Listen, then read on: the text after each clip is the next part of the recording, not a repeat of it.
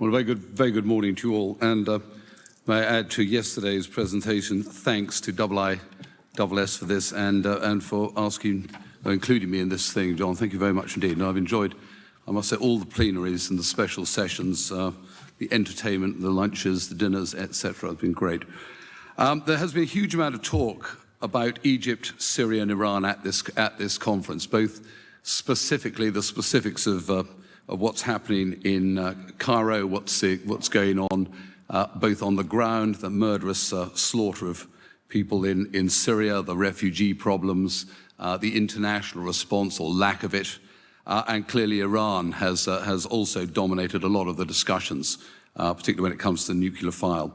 And they've come up in the talks on global governance, on proliferation, on strategic competition around the area and in the region, issues of political development, sectarianism. And clearly you can't look at any of these countries individually without instantly beginning to unwrap a sequence of connectivity across the region. There's no way you can look into Syria without obviously looking into Iran, and you can't look into Iran without looking into Iraq, and you can't look into Iraq without looking into the relationship with the Gulf states. And equally, you can't look at Egypt from any perspective other than through, again, the Iranian prism and the support for the stability in Egypt, hopefully an inclusive process through the roadmap that General Faris talked about, is very important for the Sunni Arab Islamic world as a counterweight to not have stability in the largest Arabic-speaking country, largely Sunni. If you are in Saudi Arabia or the Gulf states, is extremely worrying if you want to form a coalition up to a point that acts as a balance between Persians and Shias. And Carl Bildt, in his opening statement, did, although he was looking globally, come up with three issues to address. One was Iran, one was Syria, and one was the MEP, all three in this same region where so much of a nexus of our security and prosperity comes together. And as many people have commented, when the MEP is the brightest spot on the horizon, you know the landscape is pretty gloomy, frankly. As a military man, I would say that throughout my career, there's always one ism that will never let you down, never disappoint you, and that's pessimism. It's always better to err on the side that this is all going to turn bad, rather than happy talk, this is all going to turn good. And equally, if you are a student of history, I think that also allows you to take a rather longer-term perspective about how long some of these things are going to take to pan out. And when we keep coming back to the Middle East in its widest sense, of course, it's a hugely diverse area within it. You can paraphrase Trotsky that you may not be interested in the Middle East, but the Middle East is certainly going to be interested in you. And that is why, frankly, the American use of pivoting to the Asia-Pacific area was deeply unhelpful, although, as John Chipman told us yesterday, many people are discovering intellectual backflips, which will bring the United States very firmly back into the Middle East, because it's just an area either through the prism of support to Israel or opposition to Iran or energy politics that require it to stay there. And the Middle East, to my mind, will continue to throw up challenges. These three, Iran, Syria, and Egypt, are simply symptomatic on these borders, the Westphalian view of the world, that are part of a much wider global movements there.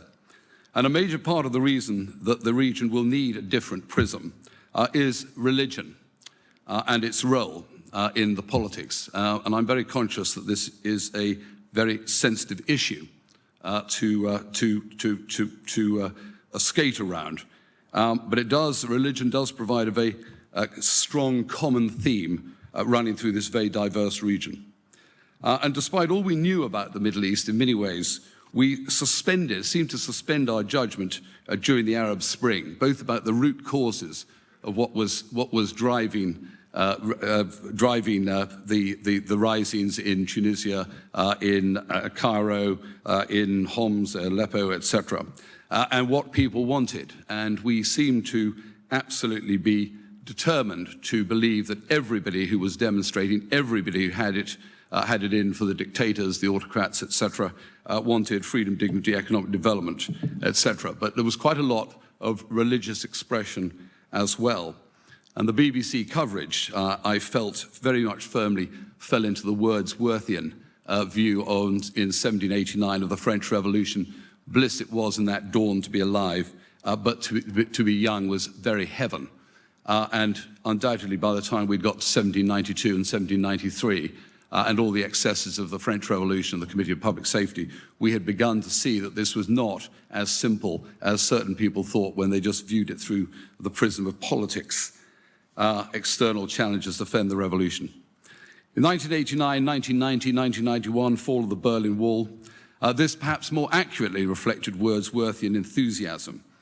Europe from the Urals to the Atlantic, in an area of the world where religious and ideological fervors had burnt themselves out with the death of catastrophic numbers on the battlefields of Europe and much wider, actually meant that we went into the fall of the Berlin Wall with probably a single shared model of how we would advance. And it was the period, I'll remind you, two then seminal pieces of work, both of them slightly discredited up to a point. Francis Fukuyama's End of History, that all the great battles for ideas had been won, and Samuel Huntington, unfashionably gloomy at the time, decided to slightly spoil the party with his views that actually people would fall back on identity politics at a certain stage, and that would drive some very violent expressions of politics. And he did talk with regard to the Middle East in terms of, and you can take your view about whether you believe it or not, bloody borders and bloody innards. This was clearly not a commentary on religion itself as a cause of violence. Like all great religions, Islam's core message is peace. But it was a commentary on the combination of history, politics, ideology and religions that characterize the region, that contained the historical competition of Turks, Persians, Egyptians and Arabs, a major split in a major religion, Sunni and Shia, a religious ideological prism for some people that viewed infidels and heretics as dangerous, numerous ethnic and confessional minorities, the State of Israel, individual views on the role of religion in politics and life, major political splits between conservative monarchies and radical republics, which of course by the time of 2011 were beginning to morph very firmly into dynastic republics. And all of it characterized by shifting and surprising combination and coalitions of alliances based on self-interest, self-defense and ideology. Now, to a student of European history, this is a similar combination to that of 16th and 17th century Europe. We had bloody borders. They were with our clashes with the Ottoman Empire, and they were very much part of the experience of the imperial expansion into the New World and older worlds in the Far East. And by goodness, did Christendom have bloody innards at the time. England, the Low Countries, France, the Habsburgs, Catholicism and Protestantism, infidels, heretics, sects, witches, Reformation, Counter-Reformation, rationalism, humanism, nationalism, and shifting alliances which even saw the French allied with the Ottomans at one stage against other elements of Christianity. So then and now, there are existential issues encapsulating a range of views that can violently disagree with, but are a fact in the landscape of the Middle East, and that have to be acknowledged, accepted, and in some areas confronted. And much as we may wish it otherwise, and I'm not saying everybody here does wish it otherwise, and many people across the region, much as we might wish it otherwise, and many people across the region would wish it otherwise, and we saw them in the Green Revolution in Iran in 2009, Jasmine Revolution in Tunisia, Tahrir Square in Cairo, streets of Homs and Aleppo. It is a fact that the simple, single, agreed model of the future that allowed the fall of the Berlin Wall to occur with so little bloodshed does not yet exist in the Middle East. And we do find it deeply uncomfortable, I would argue, as Westerners, when people use the terms, we don't think the region is ready for democracy, or Islam may be incompatible with democracy. And it challenges us, through our secular, liberal, democratic prism in our small, windswept island off the northwest coast of Europe, because we think democracy, certainly as we see it in the West, has an unalloyed, benign character, because we have played out the great existential and philosophical battles at huge bloodshed and cost, I hasten to add. The reality is, I say this in humility, that in the Muslim Middle East, too many people, for a very wide variety of reasons, see in the concept of democracy and the accompanying baggage, and I put it down as baggage of liberalism, a challenge to political powers, both monarchies and autocrats, especially where that in Iraq and Syria is based on minority, ethnic, sectarian elements of society. Their own sense of historical identity, these are alien models. No one is to say that Muslim society isn't highly democratic, Arab society highly democratic, issues of consensus very firmly to the fore, but it is a model that they are comfortable with, not necessarily one that is applicable to the West, and nor is ours applicable to that part of the world. Religious belief and certainty that in many parts of the Western world we have lost. Social conservatism, which can go all the way through to very violent attempts to either proselytize on behalf of the religion or defend it. And many cultural norms are very heavily challenged by our version of democracy and liberalism. And Zarqawi, who was one of the most murderous of the jihadists in Iraq, put it absolutely out there from his perspective as a Muslim, but from a very, very violent extremist element. We utterly reject democracy. It implies choice. That includes choice in religion, and therefore it is haram. It is forbidden. And where we have seen democracy, it has been characterized by a winner-takes-all mentality. Iraq is a classic case, and I think the Morsi government, to a point, was also when it was elected democratically and then used it almost like a coup. Syria 2011, I was very interested that we decided that we would characterize Syria by comparing it to Libya, Tunisia, and even Egypt. And there was very much a feeling of one last heave, and Syria will be over, and goodness knows, surely Assad can recognize the deep historical forces running through the region. And I don't say this with hindsight, but Syria 2011 looked very much to me like Iraq 1991, where we were left at the end of the first Gulf War, the liberation of Kuwait, with a regime still intact, protecting a minority, the Sunni minority there, with a very effective security force and quite capable of crushing the Shia and Kurd uprisings.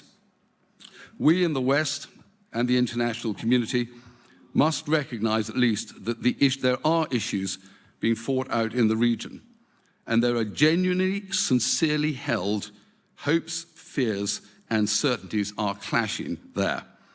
And they're sometimes resting on the actions of very unpleasant people. But let us be under no illusions, for some people, however ghastly the Assad regime is, it offers a better future than that under Jabhat al-Nusra. And that fear of perpetual subordination for the Alawites, or being crushed as minority Christians, for instance, does infect people's mindset. We talk very much of values and interests, but what value do many of our values have to socially conservative societies? Philip yesterday talked about we ought to be sticking on generic values, freedom, dignity. General Farris quite rightly talked about inclusion, key issues like this. But we do need to accept in the West that they will be interpreted through very different cultural norms. And some of those will not look comfortable in very secular, diverse, multicultural societies like the West. Other values which we take as part and parcel of Western liberalism are very challenging, and many of them are actually offensive. And these come down to attitudes to family, to the role of women, towards the elderly, towards the role of religion in society, and issues of secularism, community, and privacy. So I think we must accept, as we look at what has been played out in, dare I say, Egypt, Syria, and Iran, that we're going to have to settle in for the long haul. We had better take a historical perspective. We should, I hope, have confidence. I think our views of a teleological view of history have taken quite a knock since the Whig days, but we're certainly not there yet.